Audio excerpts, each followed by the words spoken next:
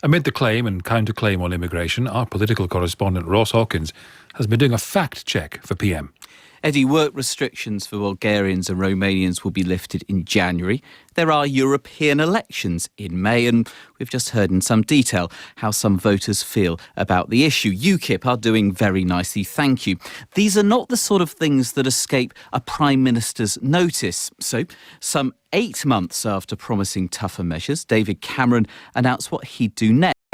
Among his plans, a 6-month limit by which EU workers getting benefits will have to prove they've got a real chance of getting a job, a 3-month delay before they can get out of work benefits at all, and a minimum earnings threshold for those making claims. Some of this work has come about because I've seen other European countries that do take a tougher approach than us, that have pushed the legal boundaries more than we've done. And I've insisted as Prime Minister we do that right here in Britain too. Now, none of that surprised European Commission President Barroso. He got a call from the Prime Minister yesterday, which gave him a chance, as he explained, to issue a few reminders. I had the occasion to underline to Prime Minister Cameron that free movement is a fundamental treaty principle that must be upheld. At the same time, I took good note that the United Kingdom wants to ensure that the measures it plans to take respect European Union law.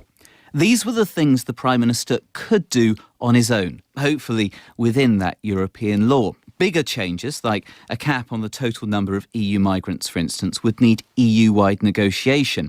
And those are the sort of reforms that the think tank Open Europe would like to see.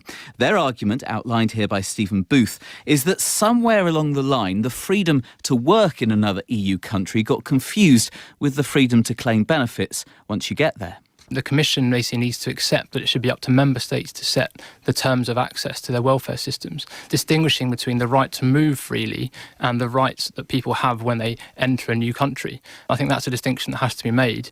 Now, David Cameron didn't claim to know how much money would be saved or how many would-be foreign claimants would stay away because of the changes announced today. We do know that in February this year, just 2% of those claiming working age benefits were EU nationals.